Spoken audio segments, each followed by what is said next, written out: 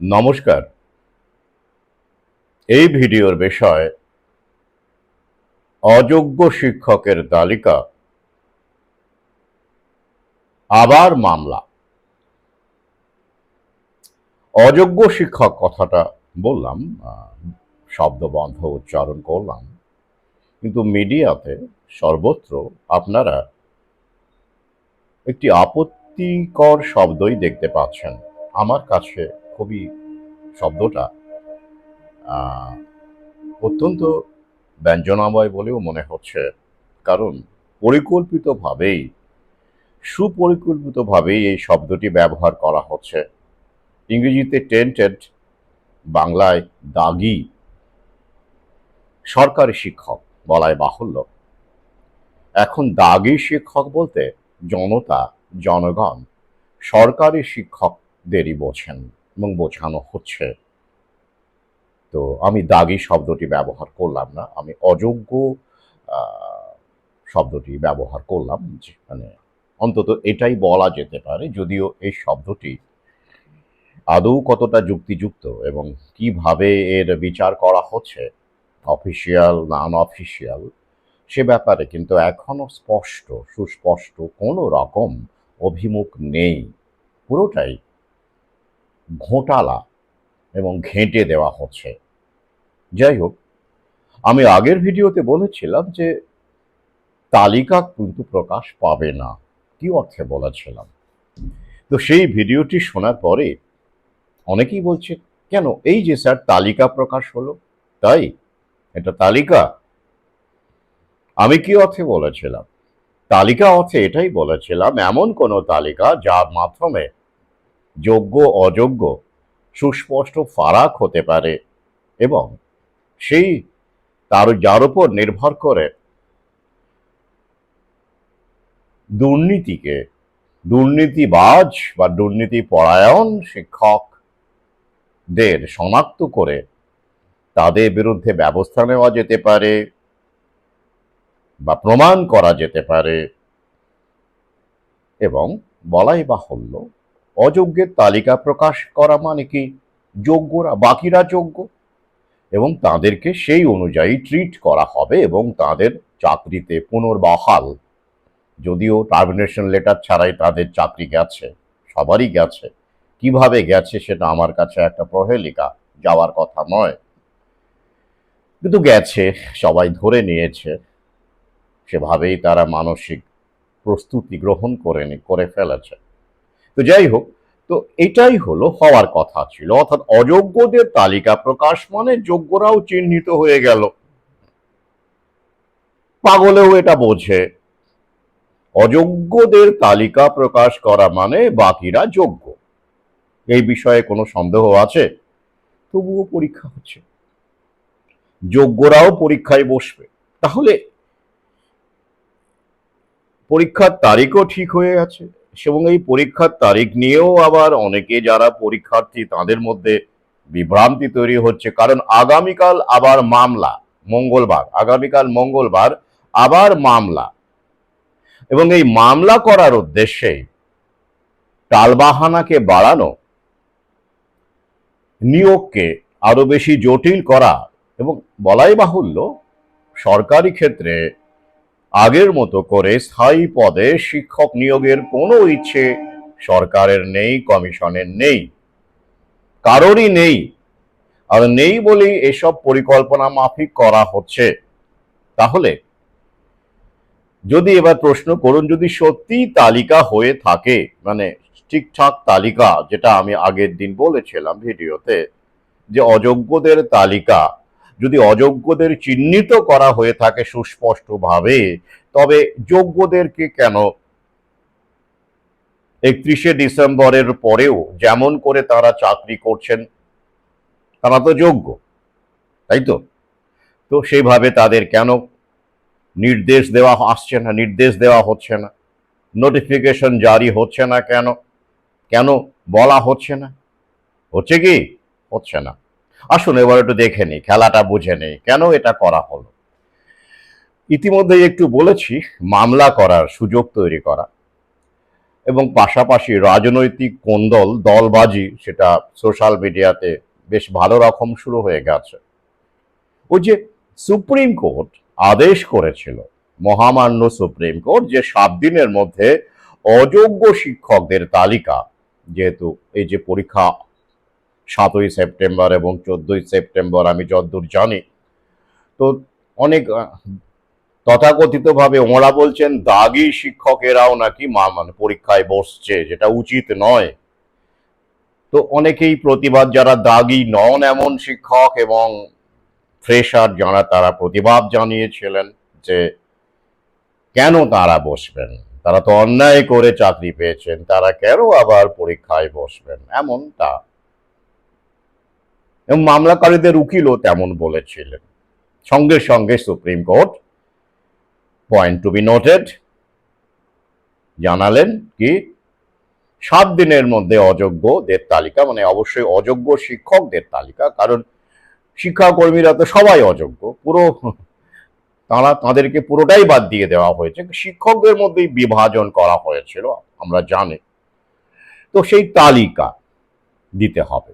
বেশ, তো এসএসসি সেই তালিকা দিল, ভালো কথা। কিন্তু এখন যেটা প্রশ্ন, যে এই তালিকাটা সুপ্রিম কোর্ট রিভিউ পিটিশন খারিজ হওয়ার আগে কেন দিতে বলল না, কেন চাপ দিল না? দু একবার বললেও রাজ্য সরকার কেন কর্ণপাত করলো না, এসএসসি কেন কর্ণপাত করলো না? ভাববেন না? যেই রিভিউ পিটিশন একযোগে 180টি রিভিউ পিটিশন মানে পত্রপাঠ খারিজ হয়ে গেল, ঠিক তারপরেই সুপ্রিম কোর্টের মনে হলো একটা তালিকা চাই, অযোগ্যদের তালিকা চাই। বেশ, 7 দিনের মধ্যে দিতে হবে। আর সঙ্গে সঙ্গে এসএসসি সুরসুর করে ভালো ছেলের মতো, গুডি বয়ের মতো মেনে নিল, এবং 1,804 জন, পরে আবার 2 জন নাকি বেড়েছে, 1,806 জনের একটি অযোগ্য তালিকা প্রকাশ্যে আনলো। 1,806 জনের অযোগ্য তালিকা প্রকাশ্যে আনলো। বেশ, তারপরে কি খেলা শুরু হয়ে গেল, আসছি। তো এবার প্রশ্ন করুন, এই যে তালিকা আমাদের সামনে আনা হলো 1,806 জনের শিক্ষক, দাগি শিক্ষক, ওরা দাগি বলছে, আমি বলছি অযোগ্য, যাই মানে এই শব্দটা ব্যবহার করাটাই ভালো। দাগি শব্দটা কেন, কি উদ্দেশ্যে ব্যবহার করা হচ্ছে, সরকারি শিক্ষকদের একটি অংশকে চিহ্নিত করবার জন্য। এবং আবার অনেকে তো বলছেন না না, সংখ্যাটা আরো অনেক বেশি। শামীম সাহেব বলেছেন আরো অনেক বেশি, বিকাশ বাবুও বলেছেন আরো অনেক বেশি। তাহলে কি দাঁড়ালো, মানে সংখ্যাটা ঠিক নয়, মানে তালিকাটা সম্পূর্ণ হলো না, তাই তো? এটাই তো উদ্দেশ্য। তাহলে তালিকা কি হলো? তালিকা হলো? হলো না। আমি এই তালিকার কথা বলিনি। ভিডিওটা ভালো করে শুনবেন, যে তালিকার মাধ্যমে স্পষ্ট করে বোঝা যায় যোগ্য অযোগ্য, যোগ্য কারা অযোগ্য কারা, তেমন তালিকার কথা বলেছি। সেটা ওরা কখনোই করবে না, সবকিছু ঘেঁটে দেবে। করলে তো মুশকিল, তাহলে তো আবার সব ঠিকঠাক হয়ে যাবে, সবাই বাকিদেরকে নিয়োগ বহাল রাখতে হবে। ওরা তো ছেঁটে ফেলতে চায়। এখন নিয়োগ নয়, বিয়োগের সময়, বহুবার বলেছি আমি। যারা আমার নিয়মিত পাঠক আগে থেকে আছেন, ফেসবুকে আছেন, ইউটিউবে আছেন, সহযোদ্ধা, তারা জানেন। তাহলে এবার আরেকটা প্রশ্ন, তাহলে তালিকা আগে দেওয়া হয়নি, জানেন আমরা মানে অন্তত পক্ষে এইরকম ভাবে 1,806 জন, 4 পরে 2 যোগ হলো, 1,806 জনের তালিকা আগে আমরা পাইনি। বেশ, ভালো কথা, শিক্ষকের কথা বলছি। তাহলে কিসের ভিত্তিতে বেশ কিছু শিক্ষকের দাগি বলে চিহ্নিত হয়ে, যাদের মাইনে বন্ধ হয়ে গেল টার্মিনেশন লেটার ছাড়া, তালিকা তো আগে এরকম ভাবে প্রকাশ পায়নি, তাই তো? পায়নি বলেই তো সুপ্রিম কোর্ট 7 দিনের মধ্যে অযোগ্যদের তালিকা প্রকাশ করতে বলল। তাহলে কোন ভিত্তিতে মাইনে বন্ধ হলো? তাহলে এত মাস যে তারা মাইনে পেলেন না, যাদের মাইনে বন্ধ হয়ে গেছে তাদের কথা বলছি, উইদাউট টার্মিনেশন লেটার, উইদাউট এরকম তালিকা, কিসের ভিত্তিতে হলো? প্রশ্ন করবেন না? সবকিছু কেমন ঘেঁটে ঘ করে দেওয়া হচ্ছে না, ইচ্ছাকৃতভাবে করা হচ্ছে। তাহলে তালিকা আগেও ছিল, অপ্রকাশিত ছিল, অনুচ্চারিত ছিল, অস্পষ্ট ছিল, এবার কি সামনে আনা হলো? এটাও কি স্পষ্ট হলো না? এটাও আবার স্পষ্ট কিন্তু হলো না। হলেই তো বিপদ। এখন স্পষ্ট কথায় কষ্ট বেশি, তাই প্ল্যানফুলি এসব করা হচ্ছে। বেশ ভালো কথা। এবার কি এখানেই কি শেষ? আরো একটি তালিকা প্রকাশ করেছে এসএসসি, সেখানে আবার বলা হচ্ছে আরেকটি নির্দেশে, এই 1400 শিক্ষক নাকি যারা আবেদন করেছিলেন অ্যাডমিট কার্ড বা ইত্যাদি পেয়েছিলেন পরীক্ষার জন্য, তাদের নাকি পরীক্ষায় বসতে দেওয়া হবে না, এমন সিদ্ধান্ত নেওয়া হয়েছে। 1400 শিক্ষক, মিলছে না তো ব্যাপারটা, কেমন একটা। একদিকে বলা হচ্ছে 1806, আবার একদিকে এসএসসি বলছে যে 1400 শিক্ষক। তো ওই 1400-র মধ্যে 1806 আছে নিশ্চয়ই। তাহলে বাকি বাকি কিরকম দাঁড়াচ্ছে? বাকি প্রায় আরো অনেক বেশি, প্রায় আরো মানে অন্তত 250, 200-250 এরকম মিলছে না। তাহলে 1806 তা গেল, অর্থাৎ 1806 যদি হয় মানে 1100 ধরুন, ক্ষমা ঘেন্না করে নেন। কিন্তু এদিকে আবার এসএসসি বলছে 1400 শিক্ষক দাগি, তাদের নাকি পুনরায় পরীক্ষায় বসতে তারা চেয়েছিল, তাদেরকে নাকি মানে আবেদন জানিয়েছিল পুনরায় বসতে পরীক্ষায় বসার জন্য, কিন্তু তাদেরকে নাকচ করে দেওয়া হচ্ছে, এরকমটাই বলা হচ্ছে। তাহলে এখানেও একটা গন্ডগোল। তাহলে তালিকা কটা, কোনটা? 1400 না 1806? তাহলে কিরকম তালিকা হলো? তালিকা হলো, আমি কি এমন তালিকার কথা আগের ভিডিওতে বলেছিলাম? বলিনি। এই খেলাগুলো যে হবে, টাকা ওরা পেয়ে গেছে পরীক্ষার ফি, পরীক্ষা নিতেও আপত্তি ওদের নেই, পরীক্ষা নেওয়া মানে তো আর চাকরি হওয়া নয় রে বাবা। টেট পরীক্ষা হয়ে বসে আছে 2022, ওটা নিয়ে আবার মামলা হয়েছে, আগের ভিডিওতে বলেছে। 23-এর রেজাল্ট তো বেরোয়নি এখনো, ওবিসি এখনো ঝুলছে, স্টে অর্ডার পেয়েছে, দেওয়া হয়েছে মাত্র, ফয়সালা হয়নি। তো কি করে নিয়োগ হবে? নিয়োগ যাতে না হয় তার সমস্ত ব্যবস্থাই তো করে রাখা হয়েছে, তাহলে কেন এত টালবাহানা? ওই যে প্যানিক বাড়ানো, মনোবল ভেঙে দেওয়া, পাশাপাশি শিক্ষক হতে যাতে আর কেউ না চান, মানে যতটা সম্ভব লোককে বুঝিয়ে দেওয়া যে না, সরাসরি তো বলা যাবে না যে নতুন বিশ্ব ব্যবস্থায় আর স্থায়ী পদে আমরা শিক্ষক নিয়োগ করব না, আপনারা চেষ্টা করবেন না, আমরা করব না, এরকমটা ঘোষণা করে দিলে অনেক বিপদ। প্রথমত বিএড কলেজগুলো ঝাঁপ বন্ধ করবে, বড় বড় নেতারা বিএড কলেজে তাদের অংশীদারিত্ব আছে, অনেকেই মালিক, এখনো চালিয়েই যাচ্ছেন, এখনো অনেক যুবক যুবতী আশায় আশায় বিএড করে যাচ্ছেন। কমে গেছে সংখ্যা, বেশ কিছু বিএড কলেজ ঝাঁপ বন্ধ করেছে, কিন্তু ওই যে নেতারা আছেন, বেশ কিছু নেতা, তারাও তো ইনকাম করতে চান, তাই ওরা মানে সরাসরি সরকার যদি জানিয়ে দেয় যে না আর এসএসসির মাধ্যমে আগের মতো করে স্থায়ী পদে শিক্ষক নিয়োগ হবে না, তাহলে তো বিএড কলেজ আরো মানে যতটুকু হয়েছে ভর্তি কমে গেছে, আরো লাটে উঠবে। আর তাই লোক দেখানো পরীক্ষাটা নেওয়া জরুরি। আর এই যে পরীক্ষাটা, এর কত দিক আছে বলুন দেখি। একদিকে ফ্রেশার যারা খেপে যাচ্ছিল, মারধর খেতে পারতো আধিকারিকরা, তাদেরকে একটু হোল্ড করে রাখা হলো না, এই যে পরীক্ষা হচ্ছে আশা জাগানো হলো, মূল্য ঝোলানো হলো। পাশাপাশি ডিভাইড অ্যান্ড রুল করে যোগ্য অযোগ্য শিক্ষকের ভাগ করে শিক্ষকদের মধ্যে বিভেদ তৈরি করে মারধর খাওয়া, মানে একতা তৈরি হলেই তো মারধরের বিপদ থাকে। এখনো যে কেন মারধর আসছে না, মানে অন্তত উত্তেজনা আমি দেখতে পাচ্ছি না আর কি, এটাও মানে আমি অবশ্য বিস্মিত নই। শির দ্বারা তো এখন নেই না, ওই যে বারবার করে বলি মাস্টার দা অতীত, মাস্টার অনেক আছে, মাস্টার দা নেই এখন। সেটা ওরা জানে। তো যাই হোক, তো তাহলে এই বিষয়টা খুব রহস্যজনক আমার কাছে, মানে এই অর্থে যে মানুষের কি ক্ষোভ স্থিমিত হয়ে গেছে, মানুষ কি আর রাখছে না। অন্তত পক্ষে সুপ্রিম কোর্ট তো এরকমও বলতে পারতো, বা সুপ্রিম কোর্টকে, মাননীয় সুপ্রিম কোর্টকে তো এই চাকুরি হারা যাদের সঙ্গে এভাবে অন্যায় জুলুম করছে, বিচার ব্যবস্থাকে কাজে লাগিয়ে, আইনকে কাজে লাগিয়ে, সংবিধানকে পদদলিত করে, right to life, right to লাইভলিহুডকে পদদলিত করে, তো তারা অন্তত এই দাবি করতে পারতেন যে অযোগ্য তালিকা যারা প্রকাশ করছে তারা তো জানতেন যে তারা কারা অযোগ্য। তাহলে যারা এদেরকে অযোগ্য জেনেও চাকরিতে বহাল করেছে, অ্যাপয়েন্টমেন্ট লেটার দিয়েছে, সেই সব আমলা এবং গামলা, মানে টাকা নেওয়া গামলা, তাদের নাম কেন প্রকাশ্যে আনা হচ্ছে না, বা তাদের বিরুদ্ধে কেন শাস্তিমূলক ব্যবস্থা নেওয়া হচ্ছে না? লোক দেখানো দু একটা মন্ত্রীকে জেলে পড়লেই হয়ে গেল?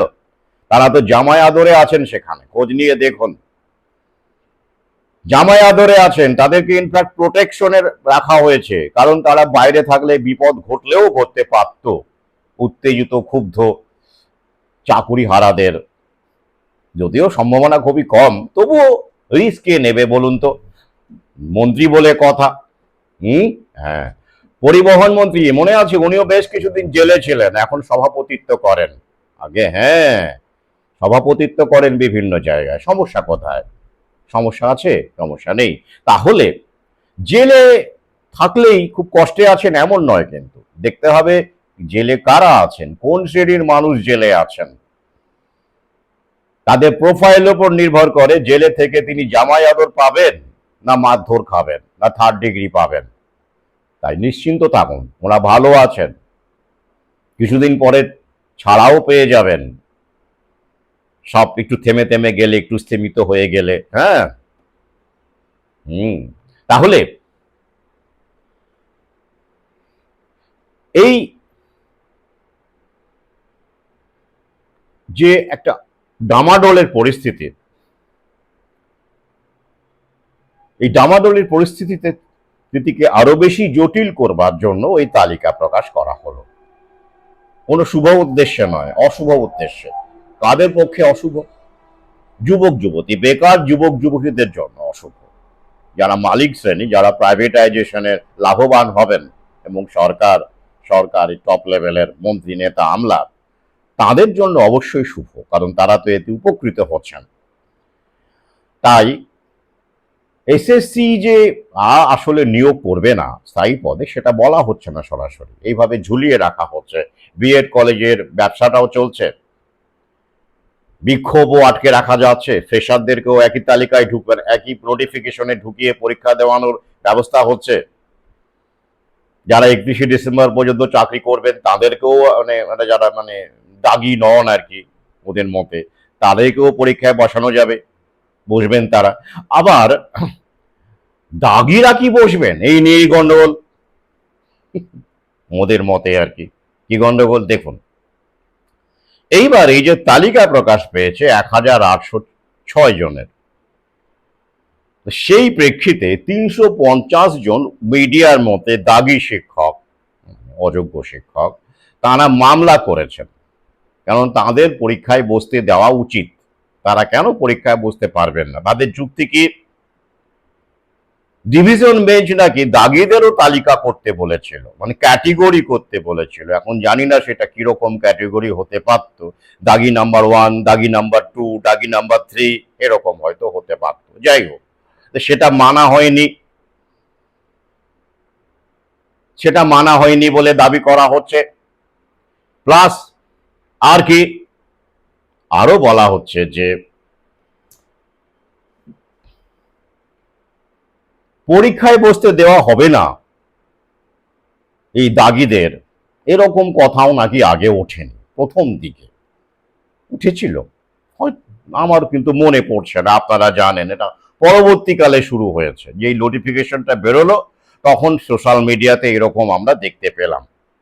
তো এই বক্তব্যটাও তাদের পক্ষ থেকে উঠে আসা স্বাভাবিক, যে প্রথম দিকে ডিভিশন বেঞ্চের যখন এই ব্যাপারগুলো ওঠে, আলোচনা হয় এবং রায় আসে, তারপর তো সুপ্রিম কোর্ট সেটাকেই মোরাললেস বহাল রাখে, একটু এদিক ওদিক মডিফিকেশন করে, বরং রাজ্যসভার মন্ত্রীদেরকে সিবিআই হেফাজতে নিয়ে তদন্ত করার ব্যাপারটা সুপ্রিম কোর্ট এড়িয়ে যায়, সেটাকে বলে না এটা করা ঠিক হবে না।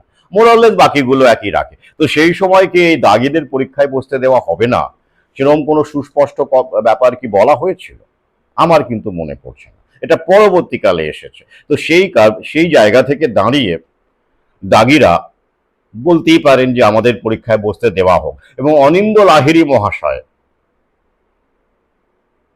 উকিল, তিনি মামলা গ্রহণ করেছেন। উকিলদের পোয়াবারও আমি আগেই বলেছি এই সিস্টেমে তারা সবসময় মামলা নেওয়ার জন্য ব্যস্ত। শুধু তাই নয়, বিচারক সৌগত ভট্টাচার্য এই মামলাটিকে অনুমোদনও দিয়েছেন। আগামীকাল এটার শুনানি হবে, আগামীকাল মঙ্গলবার। আজকে কত তারিখ? 1 তারিখ। আগামীকাল কত? 2 তারিখ। পরীক্ষা কবে হওয়ার কথা? 7 তারিখ। বাবদ দেখি কিরকম থ্রিলার চলছে, টান টান উত্তেজনা, টান টান উত্তেজনা। এটাই হচ্ছে একেবারে থ্রিলার, রোমহর্ষক থ্রিলার। এটা বহু আগে ওরা গুটি সাজিয়ে রেখেছে। আচ্ছা, এই যে দাগিরা পরীক্ষায় বসবে কেন, এটা সোশ্যাল মিডিয়াতে দেখতে পাবেন, অনেকেই বলছেন, অনেক উকিলও বলেছেন, অ্যাডভোকেটও বলেছেন, যদিও তারা সুস্পষ্টভাবে প্রমাণিত এখনো হয়নি যে তারা দাগী। কত রকমের গল্প না, কোন দিকে যাবেন। যাই হোক, তো এবারে দেখুন মজাটা কোথায়। আপনি যদি জেল খাটা আসামিও হন, তবুও জেল থেকে বেরিয়ে আপনি কোনো চাকরি বাকরি করতে পারবেন না, এমপ্লয়মেন্ট পাবেন না, এমনটা কিন্তু কোনো অমানবিক দেশ, মানে চরম অমানবিক দেশেও কিন্তু এমন কিছু বলা হয় না। অল্প স্বল্প শর্ত মেনেও সবাই যাতে করে অন্ততপক্ষে জেল খাটা আসামিও কিছু করে কমে খেতে পারে, সেই পথটা খোলা রাখা হয়। এটাই সভ্য দেশের নিয়ম। কিন্তু এক্ষেত্রে কি অদ্ভুত দেখুন, কি কোথা থেকে কারা যেন বলল, কোনো প্রমাণিত নেই এদের বিরুদ্ধে, কোনো ডিপার্টমেন্টাল এনকোয়ারিও হয়নি, কিচ্ছু হয়নি, টার্মিনেশন লেটারও নেই। শুধু ওই এসএসসি, রাজ্য সরকার এসব মিলে কি ভেতরে ঘোটালা, এবং রাজনৈতিক দল বিরোধী সব একসঙ্গেই কাজ করছে, আমি বহু আগেই বলেছি, মিলে এসব করছে। তাহলে জেল খাটা আসামিও যখন ছাড়া পাওয়ার পরে কোনো না কোনো কাজ খুঁজে নিতে পারে, বরং তার জন্য অনেক সংস্থাও আছে, কারণ সে তো সাজা খেটেছে, তার অনুতাপ হতেই পারে, সে জেল খেটেছে, তারপরে সে ছাড়া পেলে তার বেঁচে থাকার কোনো সুযোগ থাকবে না, সে কোনো এমপ্লয়মেন্টই পাবে না, কোনো জায়গায় গেলেই তাকে ঘাত ধাক্কা দিয়ে বের করে দেওয়া হবে, এমন কোনো আইন আছে? নেই। সে নেই, অন্তত আইনত করা যায় না এটা, কিছু শর্ত থাকতে পারে। এক্ষেত্রে পরীক্ষাতেই বসে দেওয়া হবে না, এটা কিরকম কথা? আগে হ্যাঁ, এটা কি আইনত করা যায়? প্রমাণিত হয়নি কিছু, যায় না। তো এটা এই হাওয়াটাকে ওরাই তুলেছে, ওদের উকিলরাই তুলেছে, ওদের লোকজন, ওই ডিভাইড অ্যান্ড রুল, এবং অবশ্যই সোশ্যাল মিডিয়ায় এই যে দাগি দাগি, সবাই যে আসলে আত্মহত্যা করছে, আত্মঘাতের শিকার হচ্ছে এই গড্ডারিকা প্রবাহে গা ভাসিয়ে, কজন বুঝতে পারছেন? আসল খেলাটাকেও বুঝতে পারছেন না। আসল উদ্দেশ্য হচ্ছে নিউ ওয়ার্ল্ড অর্ডার প্রতিষ্ঠা করা এবং কোনো নিয়োগ না করা। যাই হোক, ওটা হয়ে গেল, হাওয়া উঠে গেল। তো এবার আদালতে মঙ্গলবার শুনানি। আমাকে যদি জিজ্ঞাসা করেন, তাহলে আমি বলবো অবশ্যই তাদের পরীক্ষায় বসতে দেওয়া উচিত, তারপরে তারা অযোগ্য হলে বাদ পড়ে যাবে, সিম্পল ব্যাপার। তারা তো আর রিভলভার ঠেকিয়ে চাকরিতে ঢুকবে না। আগের বারেও তাই করেনি, আগের বারেও তো তাদেরকে নেওয়া হয়েছিল, কারা নিয়েছিল, কারা অ্যাপয়েন্টমেন্ট লেটার দিয়েছিল, তাদের ব্যাপারে আদালতও নীরব, রাজনৈতিক দলও নীরব, রাজ্য সরকারও নীরব, এসএসসিও নীরব। তারা, তাদের কথা কেউ বলছেন না, নিজেদের মধ্যে কেউ কেউই করছেন, শিক্ষক শিক্ষককে অপমান করছেন, আমি তুই দাগি আমি ভালো। হ্যাঁ, এটাই হলো মজার ব্যাপার। কর্তৃপক্ষের মধ্যেই যে শস্যের মধ্যেই যে ভূত আছে, তাদের কেন সামনে আনা হচ্ছে না, এই দাবি কোনো উকিল, কোনো রাজনৈতিক দল, কোনো সংগঠন, চাকুরিহারা শিক্ষকদের সংগঠন, তারাও এই দাবি করছেন না। সব ম্যানেজড হয়ে বসে আছেন। এটাই হলো বাস্তবতা। তো যাই হোক, পরীক্ষায় বসতে দেওয়া উচিত, তারপরেই বোঝা যাবে। কারণ কোনো প্রমাণ নেই তাদের বিরুদ্ধে সুনির্দিষ্ট, টার্মিনেশন লেটার নেই, ডিপার্টমেন্টাল ইনকোয়ারি নেই, কিছু নেই। এভাবে কারো চাকরি যায়? যদি না আনঅফিসিয়ালি চাকরি যায়, মানে আনঅফিসিয়ালি চাকরিগুলো গেছে, অফিসিয়ালি যায়নি, অফিসিয়ালি কিচ্ছু প্রমাণিত হয়নি, আমি জোর দিয়ে বলছি। এমনকি এই তালিকা, এটাও অফিসিয়ালি ঠিকঠাক বলা যাবে না, কারণ ওই যে প্রথমে 1804, তারপরে 1806, আবার এদিকে 1400,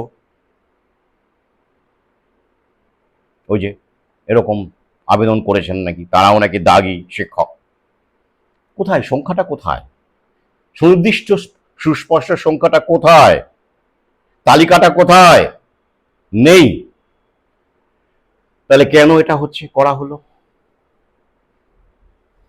যোগ্য অযোগ্যকে চিহ্নিত করবার জন্য করা হলো না, এটা আরো ঘেঁটে দেওয়ার জন্য করা হলো। এই যে মামলা হচ্ছে মঙ্গলবার, এতে করে অনেক শিক্ষক যারা পড়াশোনা করতে চাইছেন, করছেন, তাদের মনোবল যাবে। আর কি হবে?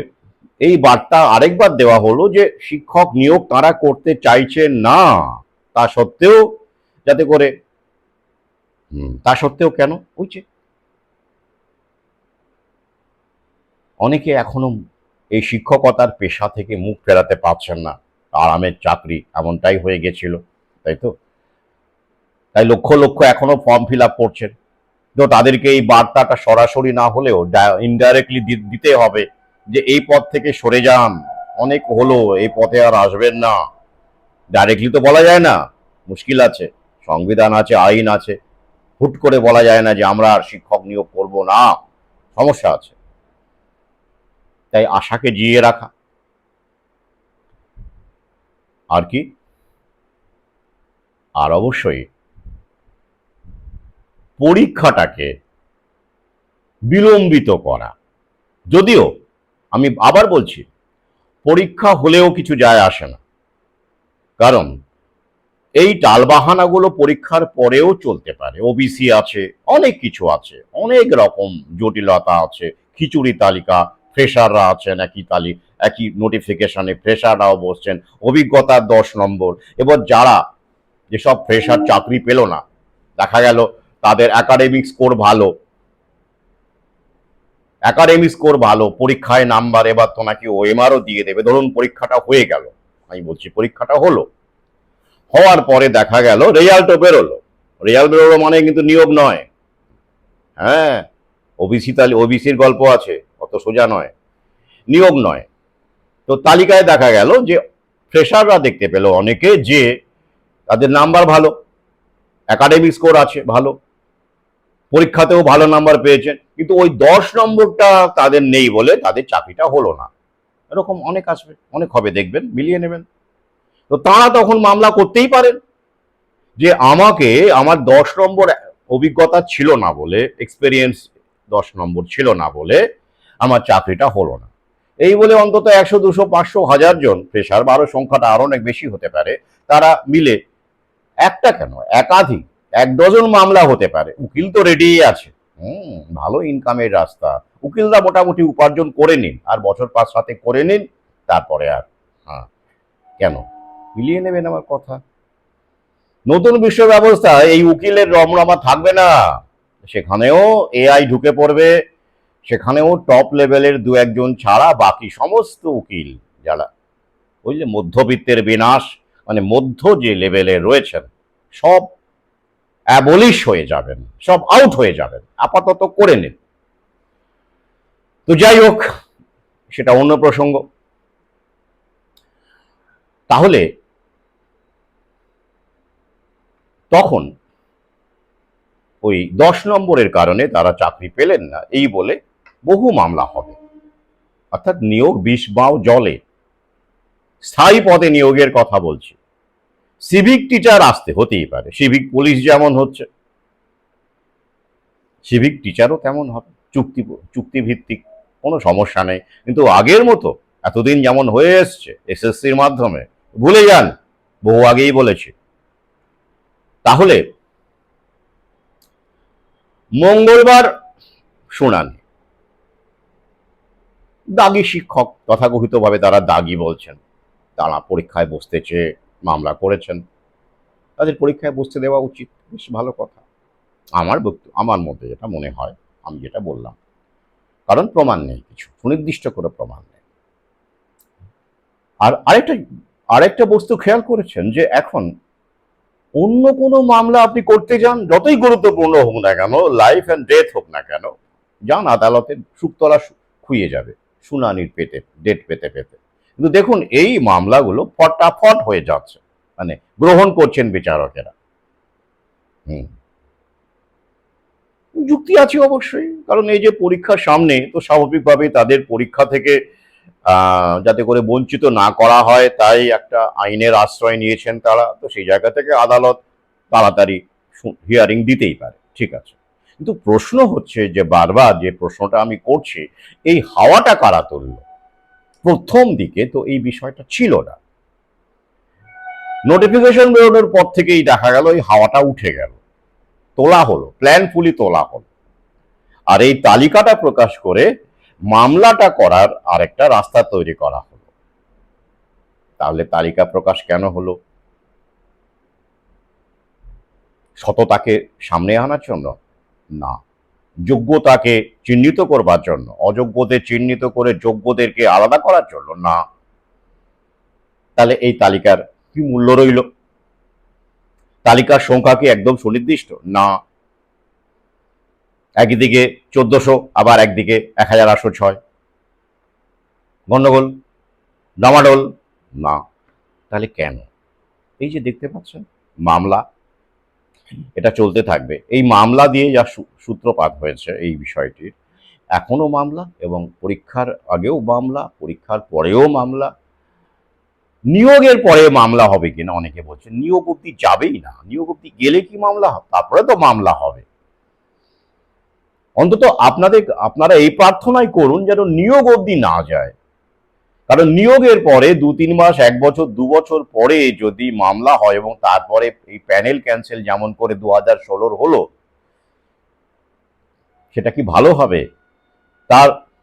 সেটা কি মঙ্গলজনক হবে প্রার্থীদের পক্ষে? মোটেই না, কারণ ততদিনে তারা বিয়ে করেছেন, সেটেল হচ্ছেন, ভয়ঙ্কর অবস্থা হবে, যেটা এখন আমরা দেখতে পাচ্ছি। তাই এই প্রার্থনা করুন, ওরাও অতটা অমানবিক হবে না। একবার হয়েছে, ঠিক আছে, প্রাইমারির ক্ষেত্রেও হয়তো হবে, ঠিক আছে, কিন্তু বারবার করে ওই আবার নিয়োগ করে আবার পুরো প্যানেল বাতিল করবেন, এতটা অমানবিক ওরা হবেন না, এটুকু আমার বিশ্বাস আছে আর কি কর্তৃপক্ষের প্রতি। তার আগেই, মানে নিয়োগের আগেই যা হওয়া করার ওরা করে দেবেন, তো তার প্রস্তুতি চলছে। পরবর্তী গোলের জন্য প্রস্তুত থাকুন। গোল বলুন আর ছক বলুন, চাকুরি প্রার্থীরাই, যুবক যুবতীরাই এক নাগারে খেয়ে যাচ্ছেন, তার শিকার হচ্ছেন। পাল্টা কিছু,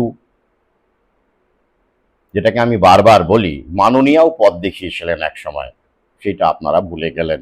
বিধানসভায় ভাঙচুর, ক্ষোভের প্রতিফলন, সেই ক্ষোভের প্রতিফলন এখনো পর্যন্ত দেখাই গেল না।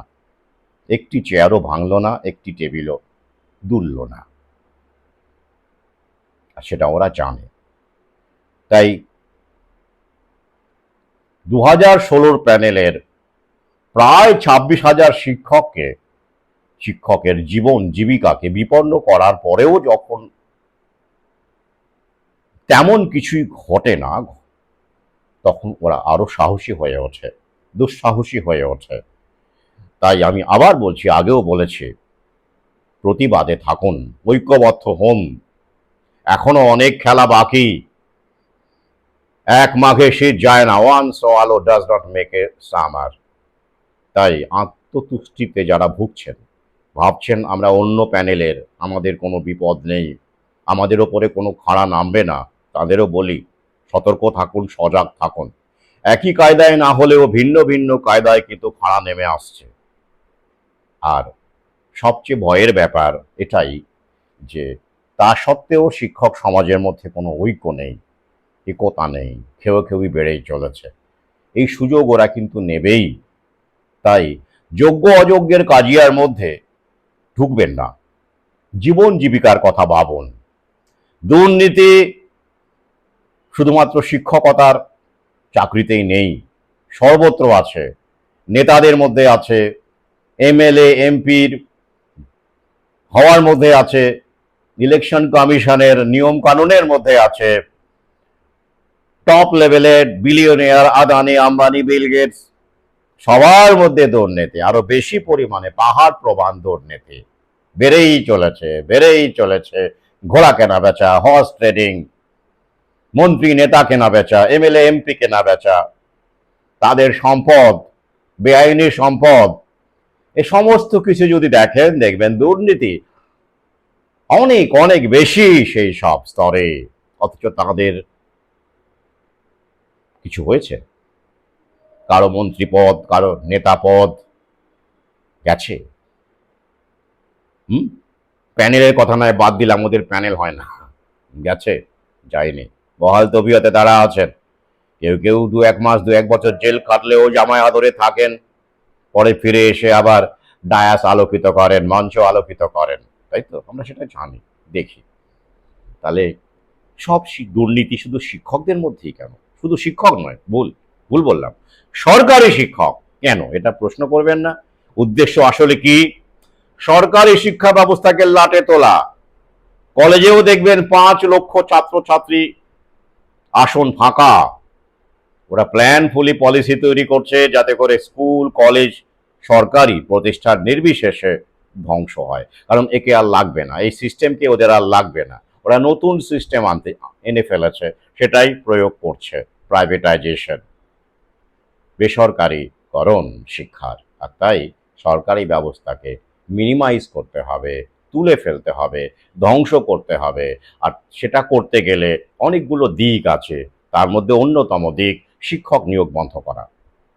আগের মতো করে শিক্ষক নিয়োগ বন্ধ করা, ছাত্রছাত্রীকে ডিসকারেজ করা, শিক্ষা প্রতিষ্ঠানকে, তার মধ্যে তো আদর্শ ছিলই, সুযোগ সন্ধানী শিক্ষক সমাজ ছিলেনই, শিক্ষাকর্মীও ছিলেনই, সেগুলোকে বাড়তে দিয়ে তারাই দিয়েছেন, তারাই সুযোগ দিয়েছেন। সেগুলোকে এখন হাইলাইট করে ভালো যারা রয়েছেন, যোগ্য শিক্ষক যারা এখনো কাজ করতে চান, পড়াতে চান, তাদেরকে চাপা দিয়ে, ধামা চাপা দিয়ে এই তথাকথিত এই সব অযোগ্য শিক্ষকদেরকে সামনে এনে মিডিয়াকে কাজে লাগিয়ে সরকারি ব্যবস্থাকে কলঙ্কিত এবং লাটে তোলার বন্দোবস্ত একেবারেই পাকা, সুনিশ্চিত। সেই লক্ষ্যেই সবই এগোচ্ছে। কারণ এই সিস্টেম ওরাই বানিয়েছিল, এই সিস্টেম ওরাই ভাঙছে। আশা করি প্রক্রিয়াটা বুঝতে পারছেন। তো এবার এই প্রক্রিয়ায় আপনারা লাভবান হবেন না ক্ষতিগ্রস্ত হবেন, তার উপরে নির্ভর করে আপনাদের মতামত তৈরি হবে। ওই যে বারবার বলেছি, এই সিস্টেমে সবার জন্য ভালো, সবার জন্য খারাপ হবে এমন কোনো পলিসি নেই। তবে হ্যাঁ, আমি বারবার এ কথাই বলি যে পলিসি 90 জনের ক্ষতি করে, ধ্বংস করে, 10 জনের ভালো করে, তাহলে আমি সেই পলিসিরই বিরুদ্ধে। আশা করে বোঝাতে পেরেছি। আজ এই পর্যন্তই। ভালো থাকুন, সঙ্গে থাকুন।